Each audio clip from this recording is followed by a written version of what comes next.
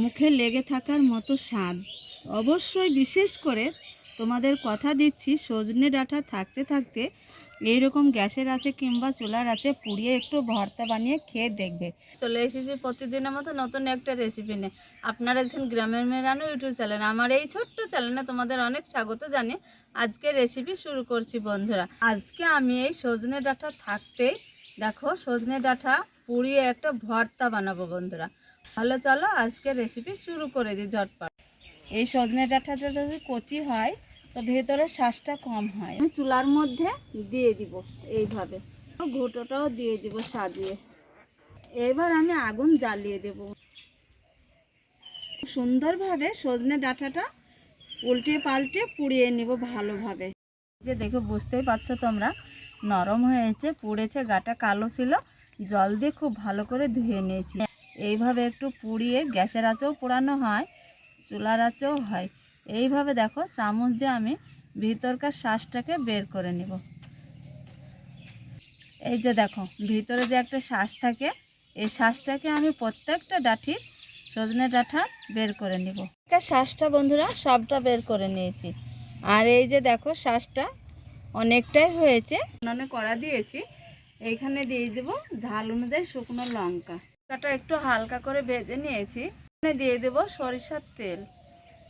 এবার দিয়ে দেবো দেখো এইখানে দুটো রসুন আমি থেতো করে নিয়েছি, রসুনটা তেলে দিয়ে দেব।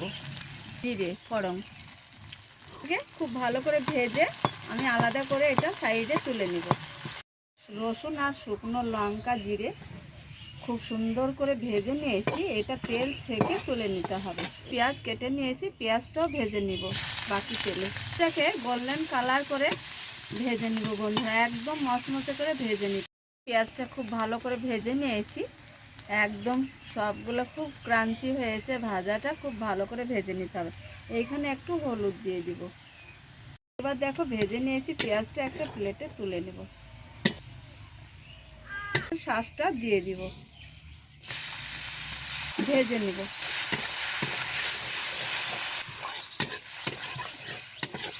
রসুন একসঙ্গে ভেজে নিয়েছি, একদম দেখো মচমচে হয়েছে, এটা বাটা খুব ভালো লাগে। দিয়ে দিব স্বাদ মতো লবণ। এবার খুব সুন্দর করে বেটে নিব। একদম চিকন করে বাটার কোনো প্রয়োজন নেই বন্ধুরা, দেখো যেভাবে বেটে নিয়েছি এইভাবে বেটে নিলেই যথেষ্ট খেতে। সজনে ডাঁটা শাঁসটাকে বেটে নেব।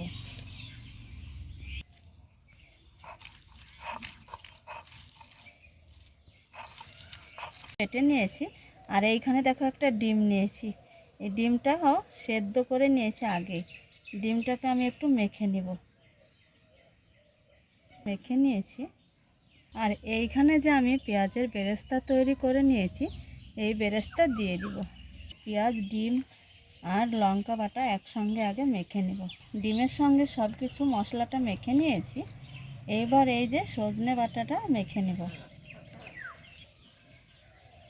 খেতে কিন্তু খুব ভালো লেগেছে, স্বাদটা আমি খেয়েই দেখেছি বন্ধুরা, বলবো কি মুখে লেগে থাকার মতো স্বাদ। অবশ্যই বিশেষ করে তোমাদের কথা দিচ্ছি, সজনে ডাঁটা থাকতে থাকতে এইরকম গ্যাসের আছে কিংবা চুলার আছে পুড়িয়ে একটু ভর্তা বানিয়ে খেয়ে দেখবে।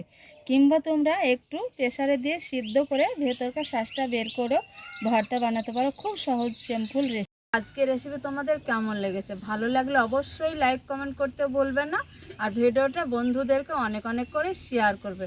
রেসিপি শেষ করছি, যেখানেই থাকো ভালো থাকো, সুস্থ থাকো, তোমাদের টাটা।